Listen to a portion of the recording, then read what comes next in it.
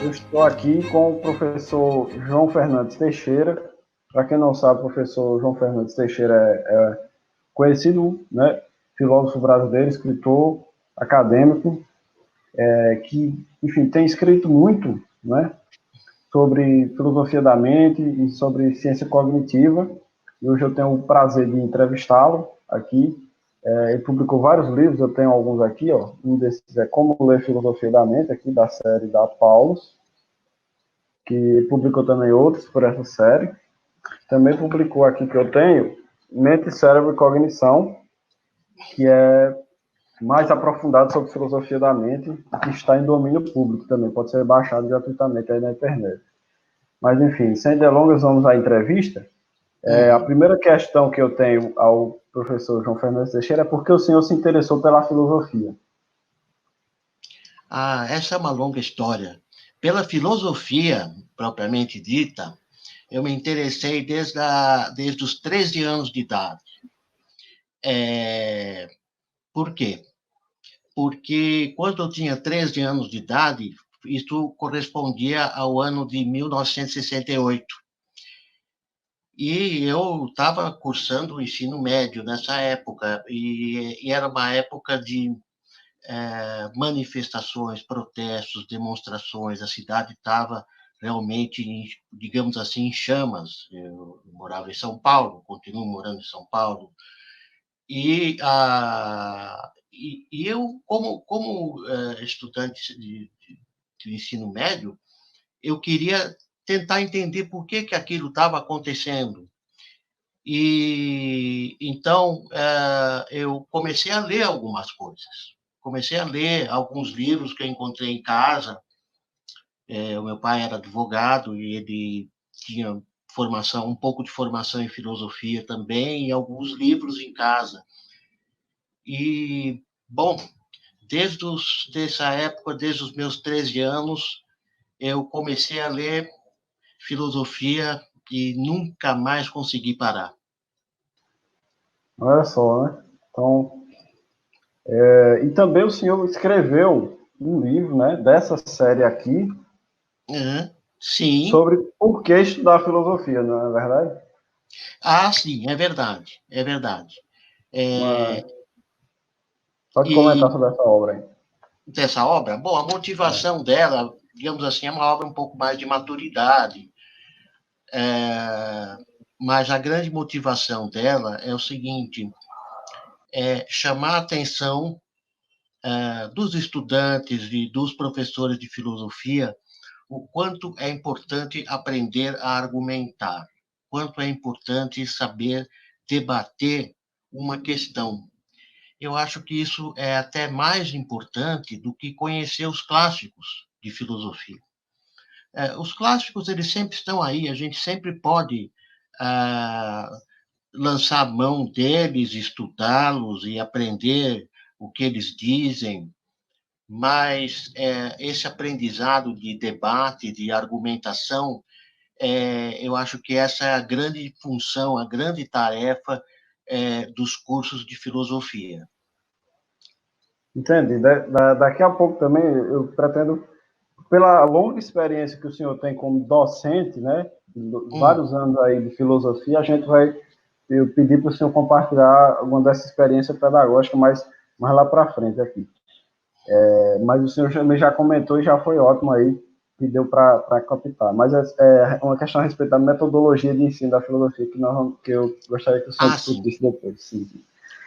Outra questão qual os filósofos que mais influenciaram o senhor? Olha, para mim, dois filósofos que me influenciaram profundamente foram, primeiro, Descartes e depois Kant.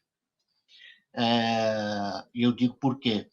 Descartes, porque ele, na verdade, é o tradutor da palavra mente, que era chamada anima em latim, mas ele traduz mente no século XVII, e ele é o primeiro filósofo que formula, no mundo moderno, o problema mente-corpo.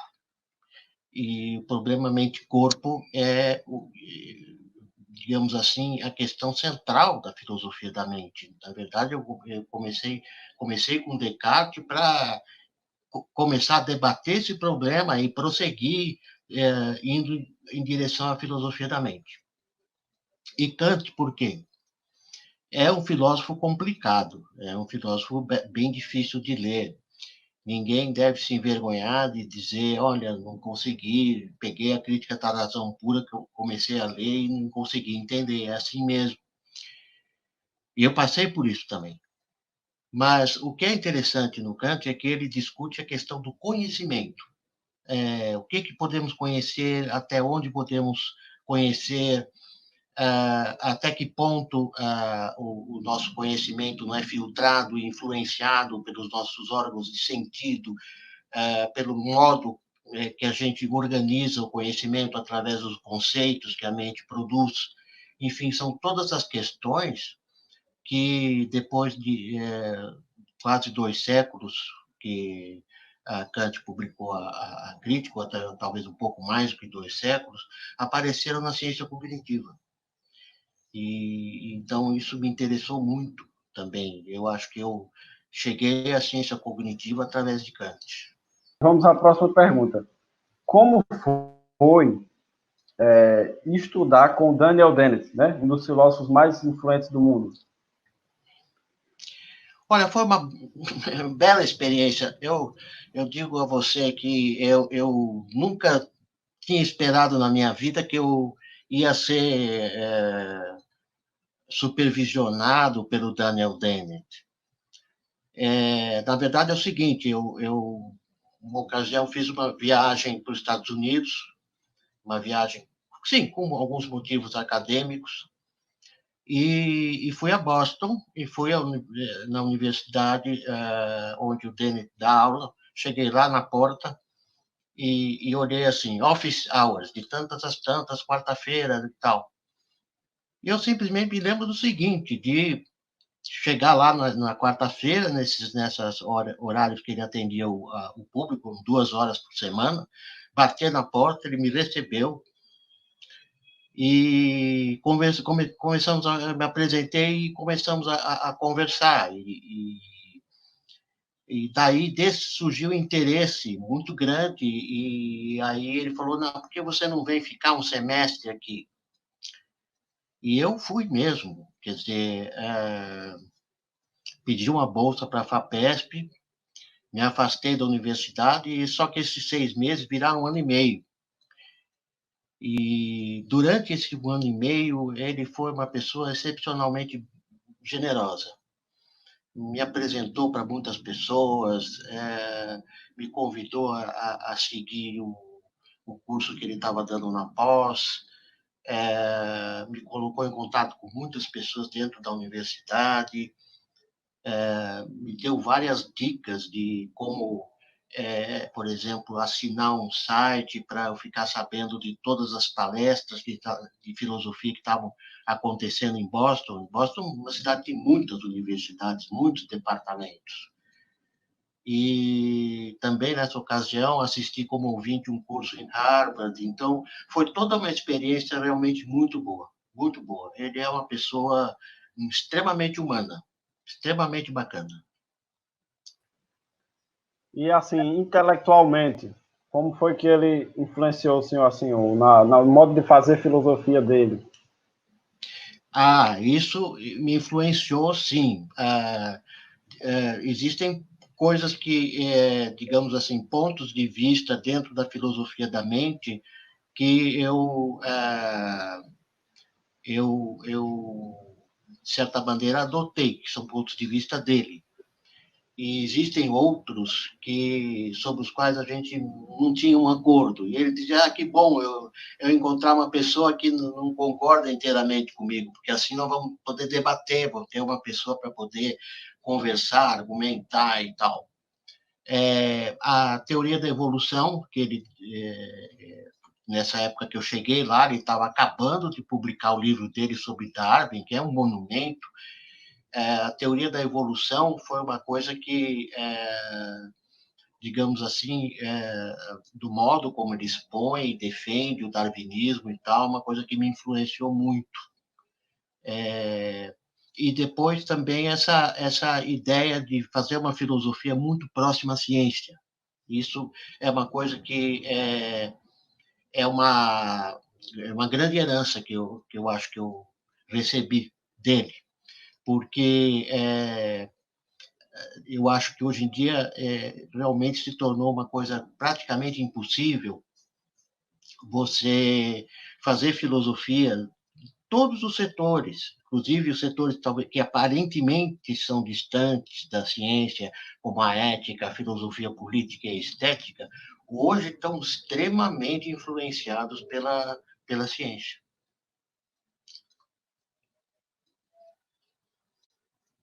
Realmente, né? E nessa linha, né, que o senhor também compartilha da abordagem de filosofia da mente, né, com o Dennett, a pergunta agora exatamente entrando nos estudos do senhor, no trabalho do senhor. Como, mais ou menos, um resumo, que o reducionismo resolve o que ele fala sobre a questão mente e cérebro, sem cair no famigerado aí panpsiquismo, né? Sim. Eu sou uma pessoa não reducionista. Eu acredito na possibilidade de você manter uma posição materialista, não dualista, sem cair no reducionismo. Quer dizer, ou seja, eu não concordo com o materialismo reducionista. Isso eu realmente não me atrai, é uma perspectiva que não me atrai. É uma perspectiva que às vezes eu critico dentro da neurociência, porque muitos neurocientistas, talvez sem perceber, embarcam nessa história de reducionismo, né? Ou acham que você vai poder explicar o mental como o metabolismo do cérebro. Eu não concordo com isso. E também não concordo com o panpsiquismo. Eu acho que é um resquício místico dentro da filosofia da mente.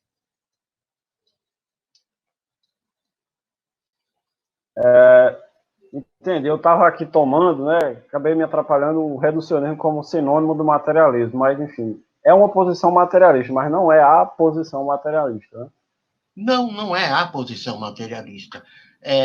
Existe, por exemplo, quando você pensa como se pensava há 20 anos atrás, o computador pode ser um bom modelo de mente, é um materialismo, ou seja, o computador é uma máquina feita de peças, pedaços de matéria, por assim dizer, mas não há reducionismo. Ninguém está pensando em reduzir, por exemplo, um software que é tratado por analogia com a mente, né, a uma peça de computador. Da mesma maneira, se você pensar essa analogia que se criou há 20 anos, quer dizer, o software é a mente, o hardware é o cérebro, também não está se pensando em nenhum tipo de redução, nenhum tipo de reducionismo, embora seja uma posição materialista. Mas assim, para o senhor, estados mentais predominantemente vêm de estados cerebrais, né? Provém, mas há um limite nessa história. Veja bem, se você pegar um teorema matemático, e você poderia, se você for um materialista de linha dura, você poderia dizer, bom, eu reduzo esse teorema matemático a um conjunto de estados cerebrais. E pode até reduzir. Só que tem um detalhe. Você deixa de fora se esse teorema é válido, não é válido, se ele é aceito, não é aceito, e assim por diante. Quer dizer, fica muita coisa de fora. Veja, eu acho que não há estado mental sem que haja um estado cerebral. Só que o estado cerebral, ele não esgota o conteúdo do estado mental.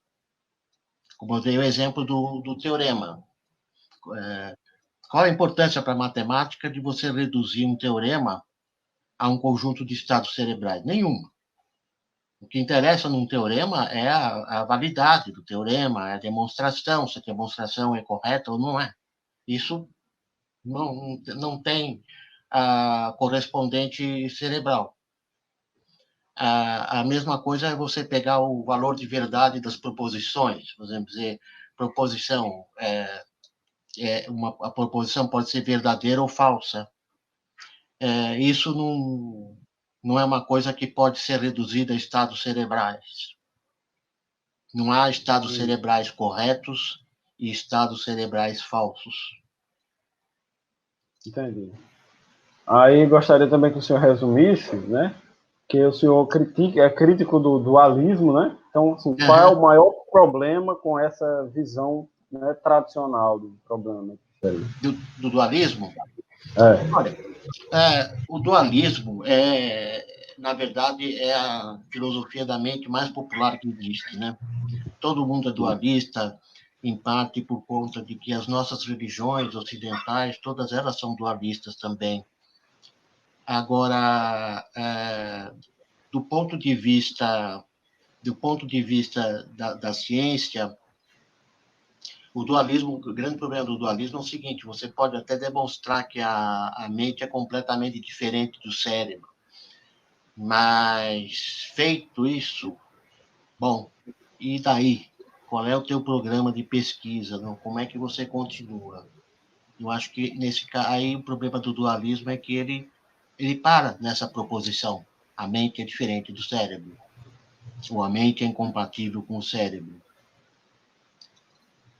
Entendi. Então o senhor não vê muita coisa promissora na abordagem mais, digamos, metafísica do problema. Tá? Para o senhor isso é problemático. Né? Eu tenho realmente dúvidas. Agora, digamos assim, a gente está sempre aberto a que as próximas coisas que possam acontecer, vir a acontecer, tanto na ciência quanto na história da religião. Certinho. Bom, e aí justamente sobre essa questão interdisciplinar que o senhor aborda muito nos livros e tal, né? Isso que a gente vê com mais intensidade hoje mesmo, que é o diálogo entre cientistas, entre filósofos, entre teólogos sobre um determinado assunto, que enriquece, né, o debate, mas que acaba gerando alguns excessos, né? Como, por exemplo, os cientistas mandando os filósofos calarem a boca. E essa questão da apologética, agora, digamos que se tem que fazer a filosofia, a credibilidade da filosofia, é um tema de um livro do senhor, né, que está aí no forno, e que eu gostaria que o senhor comentasse essa questão da controvérsia contemporânea de filosofia e ciência, e de como que a gente deve responder, né, que também é o tema deve ser o tema da publicação do senhor.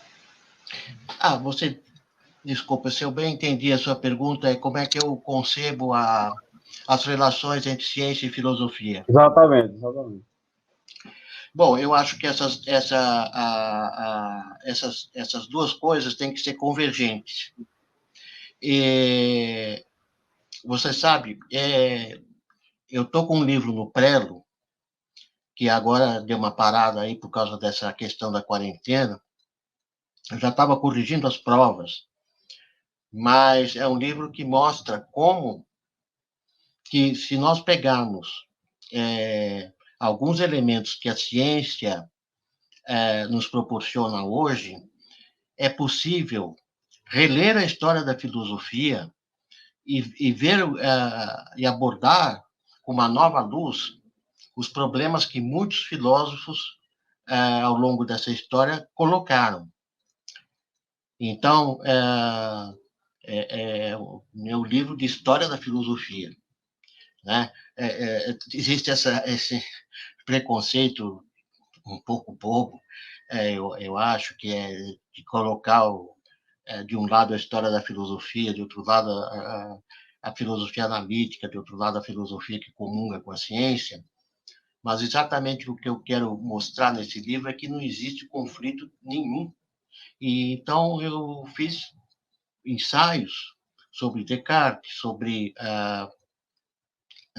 Wittgenstein, sobre Bergson, e mostrei como que hoje, se nós formos ler esses filósofos com as ferramentas que a ciência nos dá, nós podemos entendê-los de uma maneira muito mais interessante.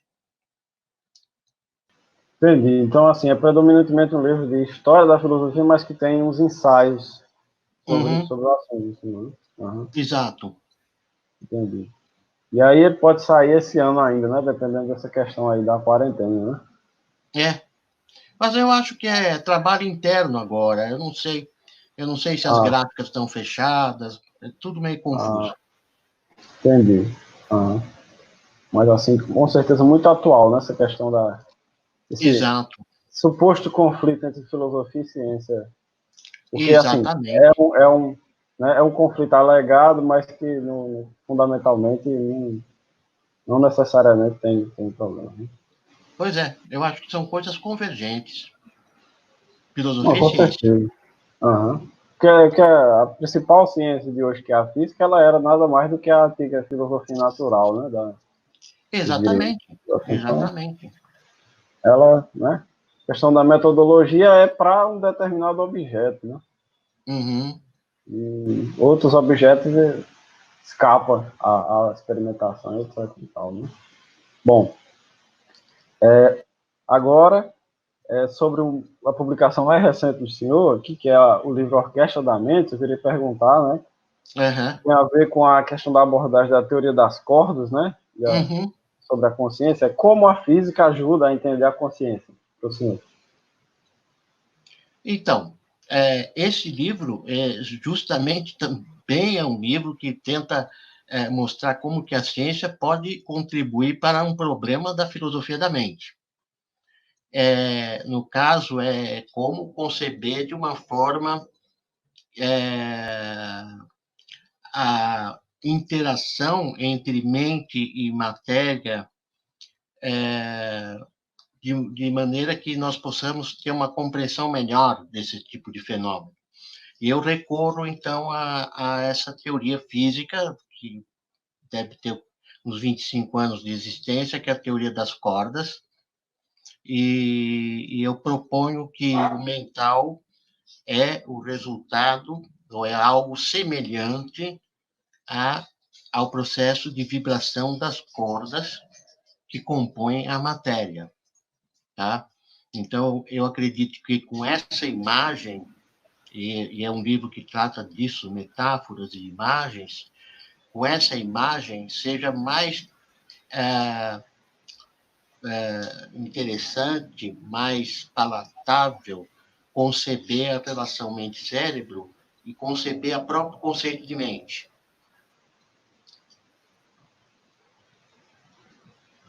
Entendi. Aí, eu ainda não li, né? Estou perguntando aqui para o senhor, mas eu ainda não li, mas eu com certeza vou ler, porque é tremendamente interessante, né? Como seria essa abordagem. E por último, né? Eu gostaria de perguntar ao senhor como o senhor compartilhar uma experiência de docente respondendo a pergunta como ensinar filosofia, qual é o melhor método? É ler os clássicos ou discutir ou aquela ensino tradicional? Como é que o senhor vê isso? Eu vejo que tem que fazer as duas coisas. Tem que ler os clássicos, sim, porque se você não lê os clássicos, você começa a ter ideias e achar que essas ideias são originais e provavelmente elas são ideias que já foram colocadas no papel. O que eu chamo é o perigo de arrombar portas abertas. Agora, isso tudo é metade do assunto. A outra metade do assunto, outra metade do ensino, é a capacidade, desenvolver a capacidade de argumentação e de debate. E o que é isso? Eu me lembro que quando eu estava fazendo pós-graduação na Inglaterra, eu assisti alguns cursos na graduação que me interessavam também, e tinha um professor que ele dizia o seguinte: eu quero que vocês escrevam sobre tal tema. E os alunos responderam: mas tem tanta gente que já escreveu sobre esse tema e tal. E ele disse: olha, não interessa, porque o que eu quero saber é o que você pensa sobre esse tema. Se o que você pensa é original ou não, isso é outra questão que a gente vai ver depois. Mas, em primeiro lugar, o que você precisa aprender é a coordenar suas ideias e saber o que você pensa. E eu acho que são esses os dois pilares de um curso de filosofia. Entendi, né? Uma espécie de maiêutica também, né? Que seria essa abordagem. Né? É tanto importante a gente ter repertório, como para não dizer besteira, mas não deixar de dizer, né? Exatamente. Deixar de tentar. Pois realmente foi um prazer imenso poder conversar com o senhor. E quem quiser acompanhar o trabalho do senhor pode seguir lá no Facebook, né? Ou mandar o convite, se não aceita. Tá bem. Muito obrigado, Jonathan, Opa. Muito obrigado. Pode falar. Muito obrigado pela oportunidade que você me deu de estar falando, estar passando as minhas ideias. E para mim foi um grande prazer. Eu espero que eu tenha ajudado. Obrigado. Sim, não. Obrigado. Então, é isso, pessoal. Quem quiser acompanhar o trabalho do professor Fernando Teixeira, pode seguir ele aqui nas redes sociais, Facebook e tal. Tá. E, enfim, a gente realmente é privilegiado de ter um intelectual como o senhor em língua portuguesa, né? Então é isso. Muito obrigado. Muito obrigado. Obrigado. Um abraço. Até uma próxima vez. Outra. Tomara.